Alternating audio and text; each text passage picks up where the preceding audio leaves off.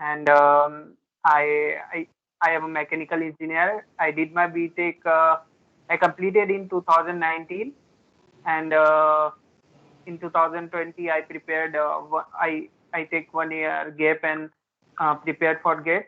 My rank was eight, eight, 1800, and my score was 725. So that's all. Okay okay Ashwin, तेरा अच्छा है GATE GATE score and rank. तो इस rank पे obviously maximum जगह से तेरे पास कॉल आया होगा। तो तूने कहाँ कहाँ अप्लाई किया था इस स्कोर पर, और कौन कौन से डिफरेंट हाँ, डिपार्टमेंट में कॉल मतलब तूने अप्लाई किया था मैकेनिकल के अलावा भी? तो मैंने लगभग मैक्सिमम सभी डिपार्टमेंट्स में अप्लाई किया था। ऑल टॉप आईआईटीज के लगभग जहां जहां अपॉर्चुनिटीज थी वहां वहां सारी जगह अप्लाई किया था। एंड एक मेरे साथ बेनिफिट था कि मेरा जो बीटेक का परसेंटाइल था वो 8 था, तो 8.23 था। तो उस वजह से मुझे शॉर्ट लिस्टिंग में उतना ज्यादा प्रॉब्लम नहीं गया था। जैसे कि मैंने एमएस में किया था। एमएस में बेसिकली वो लोग अभी रिटर्न नहीं ले रहे, तो आप अपना मतलब कि अपने स्कोर और बीटेक परसेंटेज के बेस पे वो लोग शॉर्ट लिस्ट कर रहे हैं। तो अब वो एडवांटेज था मेरे साथ। तो मैंने सारी जगह एमएस में भी सभी जगह अप्लाई किया था, आईआईटी कानपुर और जहां जहां अपॉर्चुनिटी थी सभी जगह। आईआईटी कानपुर में कौन कौन से डिपार्टमेंट में? आईआईटी कानपुर में मुझे एग्जैक्टली तो याद नहीं है, पर एमएस के लिए शायद तो 3 ब्रांचेस खुली थी। Automation and robotics and aerospace and manufacturing, I think, like okay इस ओके ओके। तरीके से था। हम्म। और तो वहां पर मैं सेलेक्ट हुआ था रोबोटिक्स के लिए, जो मेरा फर्स्ट प्रेफरेंस था ओके एमएस में। ओके। तो वहाँ पे इंटरव्यू हुआ था तेरा कि नहीं, डायरेक्ट? वहां पर डायरेक्ट मेरे या हमारे वक्त तो direct percentile and MS GATE score score के बेस को पे गेट हुआ स्कोर था। पे देख किया था। Okay okay. हाँ। तो किस किस डिपार्टमेंट में तूने अप्लाई किया एमएस में, और जहाँ से तेरा इंटरव्यू कॉल आया था कि तो इंटरव्यू या रिटर्न आईआईटी के लिए? मद ओके, सो अगर एमएस की बात करें तो आईआईटी मद्रास में 3 डिपार्टमेंट में अप्लाई किया था। अप्लाइड मैकेनिक्स और उसके बाद में था इंजीनियरिंग डिजाइन, और तीसरा था मैकेनिकल इंजीनियरिंग, जिसमें से मेरा 2 जगह हुआ था, इंजीनियरिंग डिजाइन और मैकेनिकल इंजीनियरिंग, और इन तीनों जगह इंटरव्यू हुआ था। ओके। तो जैसे अप्लाइड मैकेनिक्स का जो इंटरव्यू हुआ था आईआईटी मद्रास में, तो मेन फोकस, मेन टाइप के क्वेश्चन या किसी पर्टिकुलर टॉपिक्स पे ऐसा कुछ हाँ, शेयर कर सकता है? तो बेसिकली वो बेसिक पूछते हैं और फंडामेंटल थिंग्स पूछते हैं कि आपको बेसिक बेसिक पता है या नहीं। लाइक उनका मेन फोकस प्रॉब्लम सॉल्विंग पे होता है कि आप प्रॉब्लम को कैसे अप्रोच कर रहे हो। अगर आप ये they don't want correct answer, they want right approach. और कहीं आपको प्रॉब्लम हो रहा है तो हेल्प भी करते हैं। जैसे कि मैं बताऊं कि मेरा जो मैकेनिकल इंजीनियरिंग में जो था उनमें उन लोगों ने क्योंकि मैंने प्रेफरेंस दिया था SOM, strength of material, then theory of machine, thermodynamics and fluid mechanics. तो उनने जो सोम से क्वेश्चन पूछे थे वो basically shear force, bending movement और आप कैसे अप्रोच कर रहे हो उन पे ध्यान दिया था। तो हाँ, आपकी अप्रोच पे मैटर करता है, और ये आपकी बेसिक अंडरस्टैंडिंग से ही अच्छी हो सकती है। Okay okay okay okay okay. And जैसे ये तीनों डिपार्टमेंट अलग अलग हैं, applied mechanics, engineering design and then your core core mechanical. तो इस इन पे क्वेश्चन क्या, जब डिजाइन में गया था तो क्या डिजाइन वाले पार्ट से क्वेश्चन ज़्यादा थे, या नॉर्मली तीनों में सेमी मैकेनिकल के अलग सेम ही थे? नहीं, ऐसा नहीं है कि आप डिजाइन के लिए अप्लाई कर रहे हो तो आपसे डिजाइन वाले ही क्वेश्चन पूछेंगे रिलेटेड। आप अपने सब एक्चुअली वो पहले आपसे सब्जेक्ट के प्रेफरेंस पूछते हैं मोस्टली। तो हम्म। आपसे आप बस इतना करो कि आपने जो बीटेक में पढ़ा है उन्हीं में से आना है।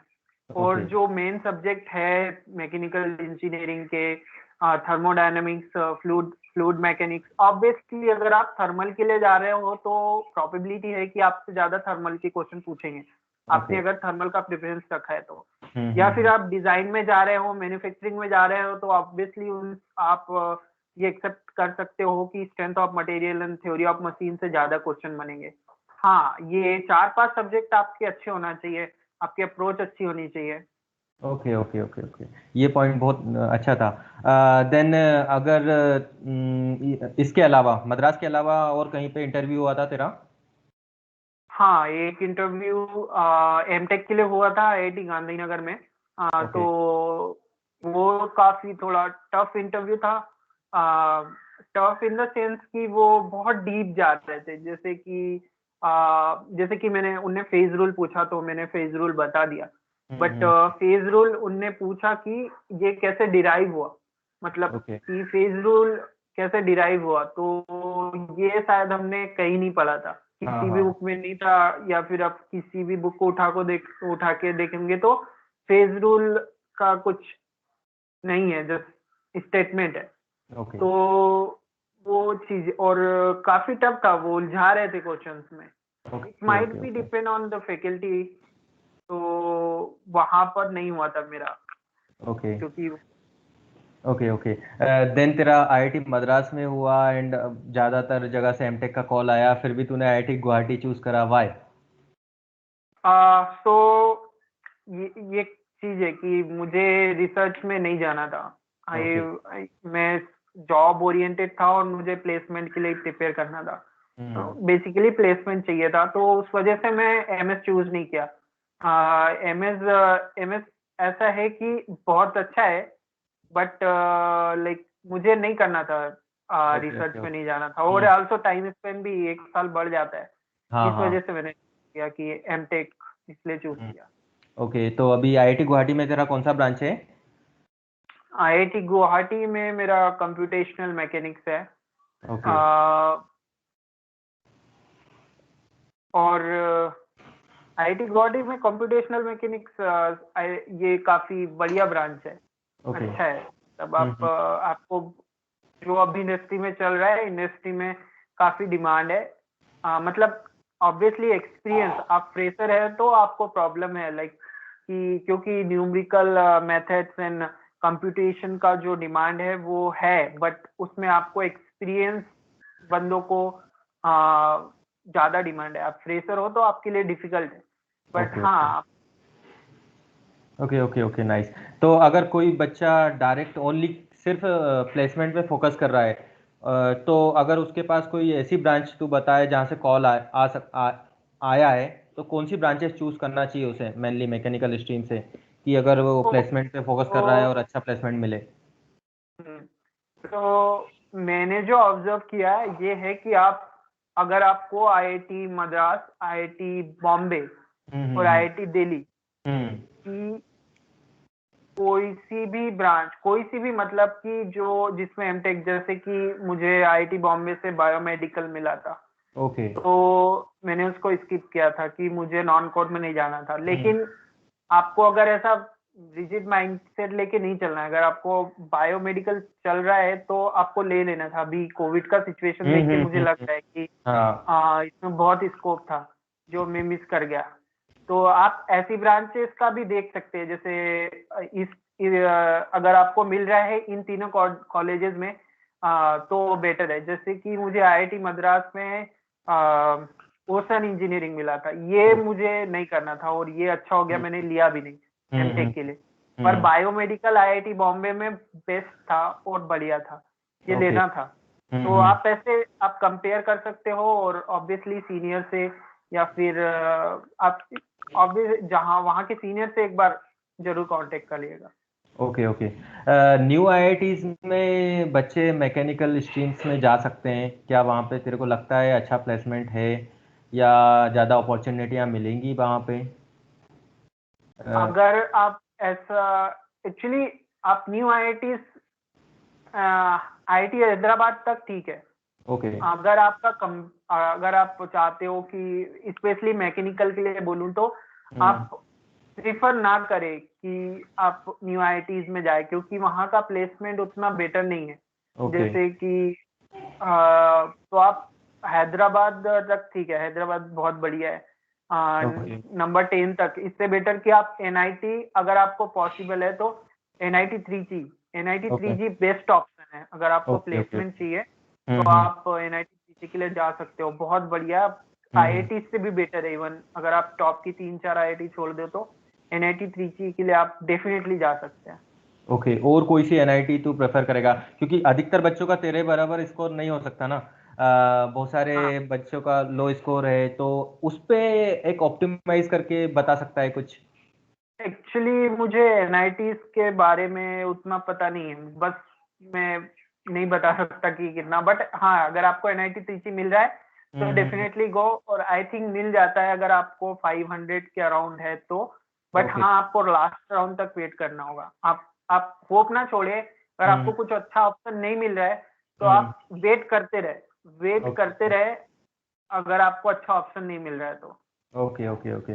किसी का 500 600 के मतलब 450 या 550 के बीच में स्कोर है, और उसे किसी न्यू आईआईटी से कॉल आया है, लाइक एमएस और एमटेक से, और बाकी उसे कोई एनआईआरएफ अंडर अबो 30 एनआईटी से कॉल आया है, तो तेरे को क्या लगता है कि आईआईटी का टैग लेके उसे जाना चाहिए, या किसी एनआईटी से टॉप की 10 एनआईटीज में अगर उसे कॉल आता है कि वहाँ चले जाना चाहिए एमटेक के लिए? आई थिंक आईआईटीज में जाना चाहिए। ओके। ओके, तो आईआईटीज में अगर आप टॉप 20 आईआईटीज में जगह बना रहे हो, हाँ, हम्म। लाइक 15 है। हम्म। आप जैसे कि अब आप बात करोगे कि एनआईटी त्रिची, एनआईटी सूरजकल, हम्म। आप टॉप की 2 3 से 4 एनआईटी में, और आप लो मतलब कि न्यू आईआईटीज को कंपेयर कर सकते हैं।